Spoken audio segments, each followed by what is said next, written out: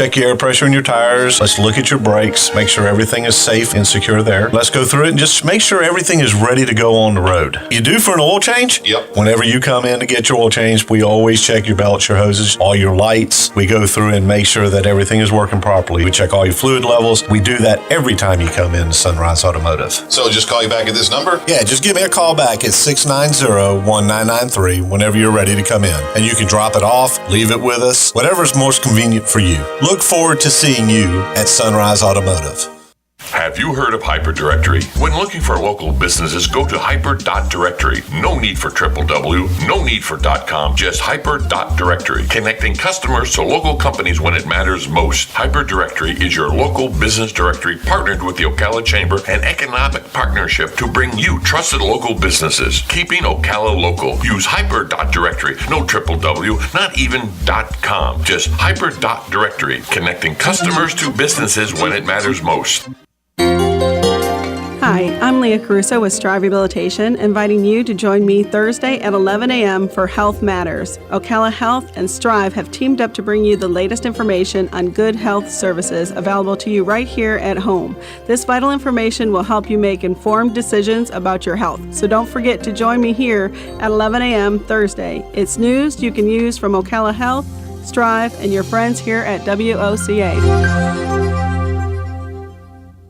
Hospice of Marion County has an urgent need for volunteers to share a conversation with someone, run errands, hold someone's hand. All you need is a willingness to help others. Our volunteers believe the blessings they receive far exceed the services they offer. Will you consider serving, caring, and making a difference? Call today, 873-7441. Hospice of Marion County, making more moments of life possible.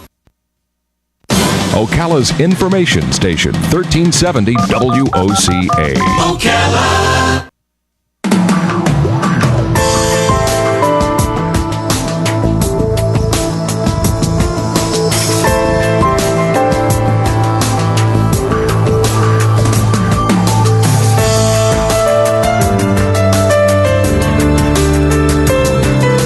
All right, 25 minutes before 11 o'clock. Thank you for tuning in. There are some interviews that I anticipate with greatly. So this next one is one of those interviews that I'm just so anxious to hear about this. Captain Erik T. Weberg is on the phone.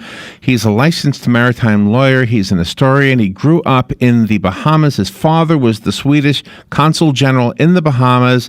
He himself commercially operated tankers for 3 years in Singapore. He sailed on 100 vessels for over 25 years. This guy knows the sea. And how many times have you heard about U-boats during World War II off the coast of Florida? Right? You've heard these stories, right? His book is called U-Boats in the Bahamas, and he talks about the patrols by 89 German submarines and 4 Italian submarines between January 1942 and the end of 1944, patrolling the greater Bahamas region. Captain Erik Weber, good morning, sir. How are you? Good morning, Larry. I'm doing great. Good to be here. Thank you. I am so looking forward to this, and I would imagine our listeners are too. I pretty much know this listenership pretty well, and so for the listeners, just give me a chance to chat with Captain Weberg a little bit, and if you have any questions, you're invited to call in. We've got a good 25-minute interview here. Thank you for being on the air. First of all, where are you calling from? I'm in New York City, overlooking the Statue of Liberty and the Verrazano Narrows. I work for McCallister Towing, and I'm calling from New York City. Oh, so you work for a towing company? That's right, yeah. But there's no conflict of interest. And you tow boats? Ships. We mostly dock ships in Port Everglades and Jacksonville, San Juan, and right on up to Portland, Maine. Oh my gosh! How exciting is that? It is for me. You know, I was in New York like at the beginning of October, and I sat there in that little park on the Brooklyn side of the Brooklyn Bridge, and I was watching. I don't even know what I was watching. I don't know if they were ships or tugboats pulling barges. I don't even know what I was looking at, but it was just so amazing how big they were. Yeah, it's still a hugely vibrant part of our economy. 90% shipped by ship, and we're largely blind to it because it keeps getting further and further away from the urban centers where we live. But during World War II, ships were recognized to be a pretty major part of our day-to-day lives, and the ships tied up right at the thoroughfares of the major cities. Oh, really? But I went with my son. By the way, my son is 30. Just so you know, he's not a little boy. In fact, he paid for the trip, so he and his old man. But I grew up there, so I said to him, I got to show you what the city looks like from the Staten Island Ferry, because to me that's one of the best views. So we did that little trip, and that was kind of fun. So there's my boat story. That's great. Staten Island Ferry. So tell me about the U-boats. These were the bad guys, right? Were the Italian ones bad, or were the Italian guys good? Well, they were all bad, but I guess in terms of them attacking America. But there's no doubt at all that they were very good at their jobs. The Italians were a little more sociable. They sort of invited their victims for dinner and chatted with them, and they spent a lot of time chatting among each other's submarines. They would tie up for hours and hours, sometimes days, and share fuel and torpedoes and sea stories. And the Germans were a little more business-like, and so the Italians were allowed to go and out to pasture, as it were, and sort of do their own thing east of the Bahamas. There were 6 of them, and the Germans had 112 that they attacked the Bahamas with. So the Germans also did convoys, which required a lot of discipline. But in the Bahamas and Florida, they basically didn't have to use a lot of those tactics. They just shot whatever they could find. Really, and so was it? We heard stories of boats or ships that would leave the Gulf Coast and then go around the peninsula of Florida and still get attacked, trying to avoid them. Do you have any of those stories in the book? That's absolutely true, and I did a little research on Florida, and I'm not going to give, Florida wasn't my exact area of research, but by my calculation, there were 50 ships sunk off the west, southern, and eastern coasts of Florida, 50, Wow. During World War II, which is a lot of ships, and the biggest hunting ground was off Cape Canaveral, and that's because the ships had to deviate a bit to get around the Cape, and the submarines just found it really easy prey as they were squeezed into a smaller area to just nail them as they came around. So there were about a dozen ships, hit off Cape Canaveral. One of them that was sunk off Jacksonville, there were so many other wrecks around that it ran, in its effort to flee, it ran into another wreck and ended up burning for 52 days. We think of these oil spills like the Deepwater Horizon, but it just spewed oil for 52 days, and that caused the governor to finally shut the lights out on the tourism industry and say, okay, this is too much. This has gone too far. Oh my gosh. Okay, so usually when we think of the theaters of war during World War II, we think of the Pacific and we think of Europe. We don't think of the Bahamas. But we had casualties that are often unrecognized, don't we? That's right. In the Bahamas alone, they sank 700,000 tons of shipping, and the German commanders, they used to joke. They said, "Look, Larry, we're not to you, but they'd say, look, we're in the ship scrapping business. Our job is to sink and scrap as many ships as possible. That's their stated goal. Their goal wasn't to kill as many people or to destroy as many cargo as possible. They wanted to sink ships, and they wanted to sink them faster than the U.S. and Europe could rebuild them and send them against Germany. So it was a sort of mathematic calculation. Now, what made the Bahamas and Florida so attractive is that to get from Texas it was simple. The oil had to get from Venezuela and Houston area, Texas, to England. And in order to do that, it had to first get to Halifax, where the British arranged very well-organized convoys. Halifax, of course, was pretty much a British, controlled Royal Canadian Navy, British Navy controlled port. And in order to get there, they had to transit through, between Haiti and Cuba and through the Bahamas and around Key West and up the Straits of Florida or the Gulf Stream. Mm-hmm. And that's where the Germans found that they had an Achilles heel, because they didn't have to patrol the whole Bahamas because it's too shallow anyway. for a ship or a sub at that time. They just waited in the corners and nailed the ships as they came around the bend. Oh my gosh! So how long did it take before we wisened up to the fact that they were there? I mean, did we have the technology to tell us they were there in advance at that time? We did, and one of the reasons we don't know about this as well as we know about Pearl Harbor or D-Day or any Battle of the Bulge and a lot of the sort of victorious moments in our history is because this really, if you look at it in the cold light of day, this was a severe defeat, and when you get kicked in the teeth, you don't tend to tell everyone about it. So the Americans, the British, we've all been pretty quiet about what happened because, in my opinion, having studied this for 8 years, it was such a humiliating defeat. Now, the British did inform the Americans, to answer your question. They informed them of each sub as they were coming across the Atlantic to attack America. Hitler waged war on us a few days after Pearl Harbor and immediately sent almost a dozen submarines to attack us.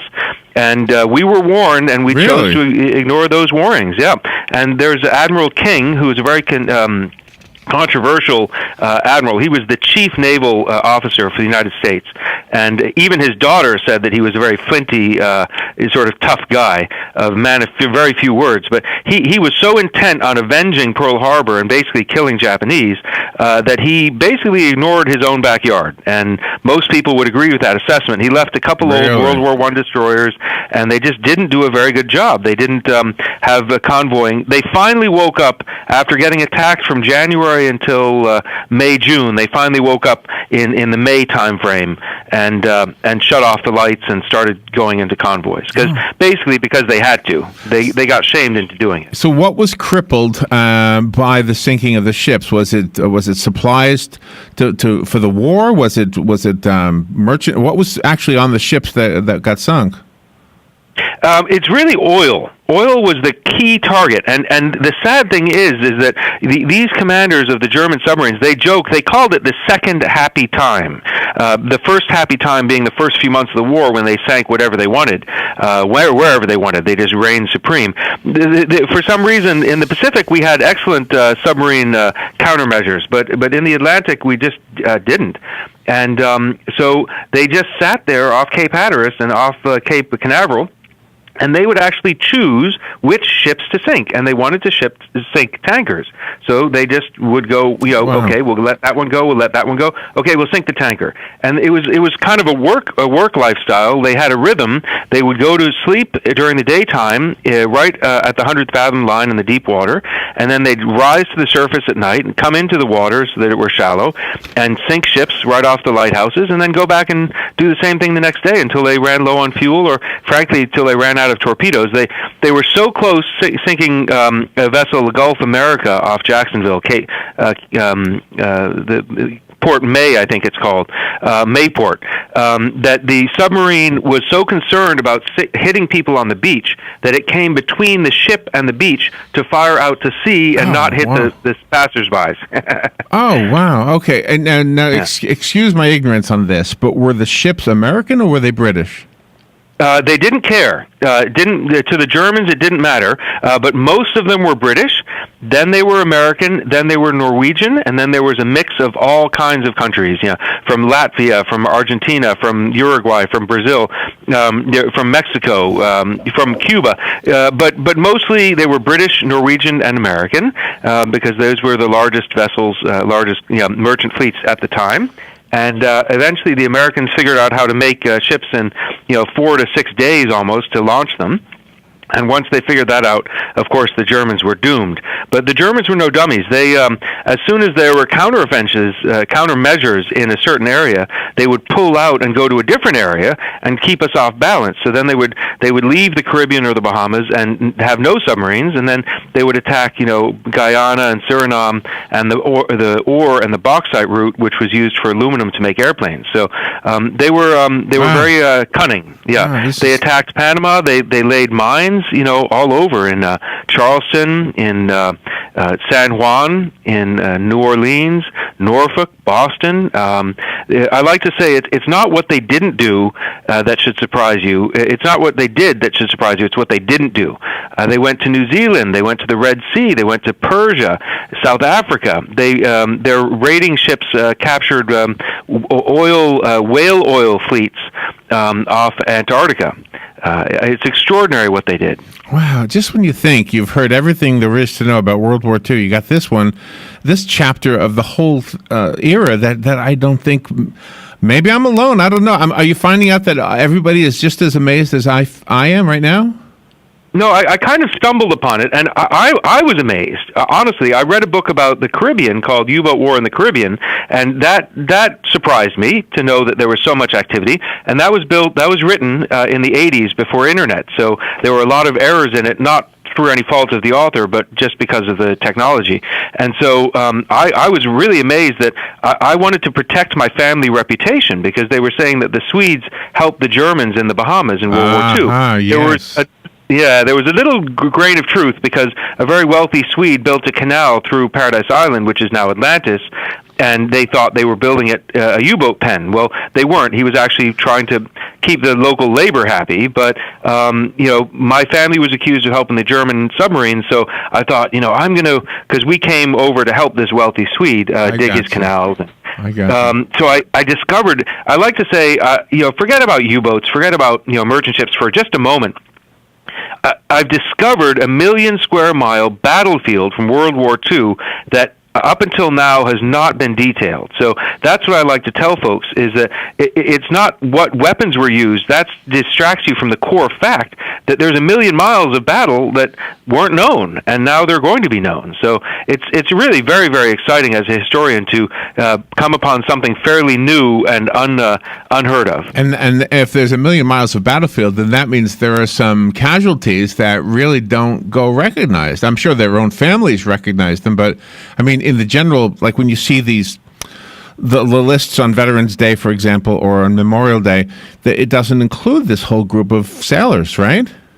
No, if you go to London, the Tower Bridge in London, right next to the base of the Tower Bridge is a beautiful park with a memorial to all of the merchant sailors, that died, and it tells you where their family are and where they came from and how old they were. And we just don't have that kind of memorial. Actually, there is a memorial outside my window here in Manhattan to the merchant sailors, but they're really kind of unsung. And to be honest, one of the reasons is they got paid better than soldiers and sailors in the Navy and the Army. And they were seen, Jack Kerouac, Lawrence Ferlinghetti, a lot of the beatniks were merchant mariners in World War II, and they were sort of seen as these free roaming. They were in it for themselves, not so much for the greater good. That's not really fair. They died at higher rates than most other soldiers, and they also the German submariners also died at around 66% mortality rate, and the merchant marines also was very high. So these men, there's no question that they sacrificed a lot in their effort to bring supplies to Britain in their hour of need. My goodness. The book is called U-Boats in the Bahamas. Our guest, who is the author of the book, is Captain Erik T. Weberg. If you're looking him up, he just uses his first and last name, Erik Weberg. And, Captain, we have a call coming in. Let's take that call. Good morning. Thank you for calling in, for waiting. You're on the air with Captain Weberg. Yes, good morning, good morning. As the author pointed out, the Navy was essentially absent for the first part of World War II in the Atlantic, off the Atlantic coast, and the Coast Guard kind of had to take up the slack, and the Coast Guard was kind of ship poor also, and they deputized people that owned large ocean-going vessels and commissioned them in the Coast Guard and put guns on their ships. Ernest Hemingway loaned his ship to the war effort. He had a commission in the Coast Guard auxiliary, and several other people did that also. They were sort of called the Hooligan Navy at the time, and that was our defense in the early part of 1942. Wow. Captain, you want to respond to that? That's very true, and we rescued a number of sailors from particularly the Florida Keys area using these Coast Guard deputized vessels, and they certainly had a huge heart. The Civil Air Patrol was a huge help, and there's no question at all that civilians contributed a tremendous amount. Just administering all of these volunteers was difficult. A lot of wealthy people donated their yachts for the sum of $1 that were put into the Navy. And there was still a strong supply chain to Nassau from Miami that was kept up during the war. So a lot of folks pitched in and achieved tremendous things, during the war off the Florida coast. There's no doubt about it. The president is with is it Abe in Hawaii today at Pearl Harbor, and so it's kind of fitting that we're talking about this. And the Arizona, the USS Arizona, is still leaking oil. Are any of those ships that were sunk in the Bahamas, are they still leaking oil as well? That is a very good question, and actually they have done a survey of all vessels on the East Coast that include, obviously, the East Coast of Florida, and their risk to the environment and the habitat. And they're about to begin the same study in the Caribbean. So it's really a very pertinent question. It's a very good question. The answer in the Bahamas is that it's just too darn deep. I did speak to a U-boat commander, Herbert A. Warner. He's since passed away, but he retired to Florida, and he said to me, he was very hard to get. He said, "Look, son, we would never go into the Bahamas on a U-boat and attack ships in shallow water because it was just too darn dangerous. We were in enemy territory. We only had one pair of clothes. We would never go on shore, and so on and so on." So to answer your question, most of the ships are way too deep, and even if they leaked oil, they're so far away from land that I don't think it would reach shore before it evaporated. But certainly off the coast of Florida, it's a serious issue. And divers, there's an encyclopedia of all shipwrecks on the Florida coast that just came out, and divers are well aware of all of these wrecks. Wow. Let me take another phone call. Good morning. You're on there with Erik Weber. Yes, good morning. Speaking of water depth, Pearl Harbor celebration was just a couple of weeks back, and the History Channel had a lot of interesting facts on Pearl Harbor, and I didn't realize that Pearl Harbor is a very shallow body of water. Average feet is somewhere around the 30-foot range. How in the heck could they get these big battleships and aircraft carriers in such a shallow water situation? That's a very good question. I wish I knew the answer. I just don't. They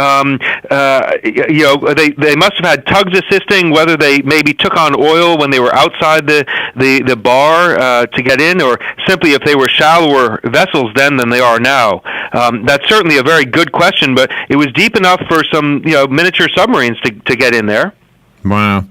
The book is called U-Boats in the Bahamas. Erik Weber is our guest. I have a copy of the book. I'd like to give the copy that he sent me to you. So if you call me, we'll pick a caller at random and you can have the book.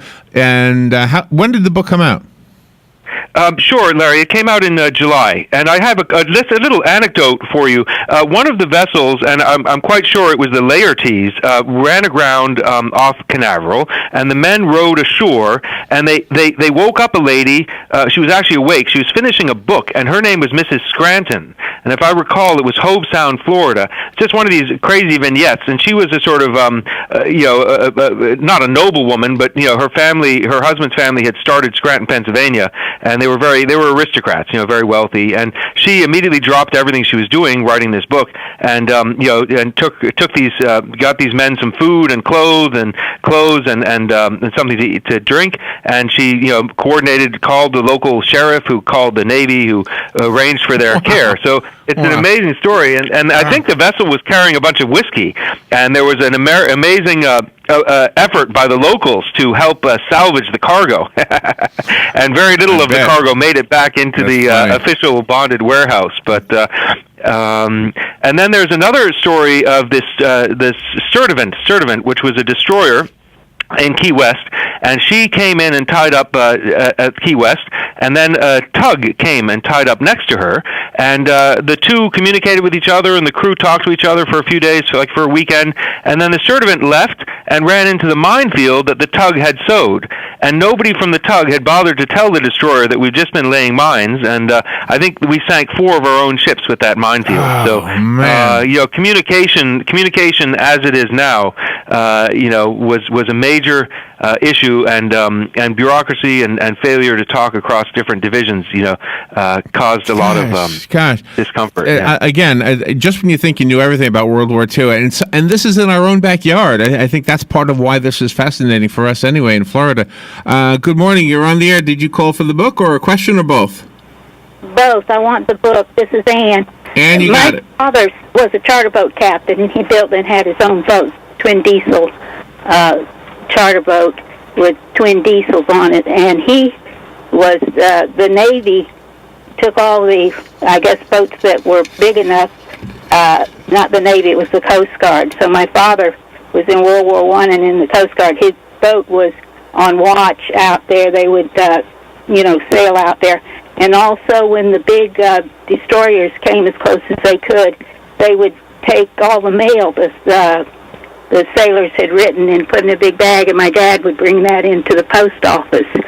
So we were involved in, and there was his boat had some kind of a machine gun or something mounted up on it, and if they saw those. I don't know the whole story because I was only a child then.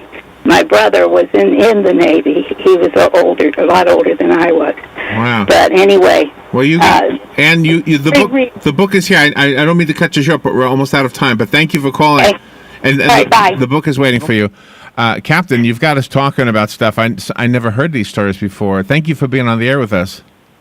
You're very welcome. And the Greatest Generation didn't do a lot of talking, so they kind of left it to guys like me to try to figure out what happened and tell the story. So it's an honor and a privilege for me to be able to do so, and thank you for having me on board, Larry. Yeah, you're welcome. And in a way, the fact that your family needed to be cleared of some misdoings or something, it serves us because now we get to hear the story because the motivation for you sounds like it was part of the big issue for you.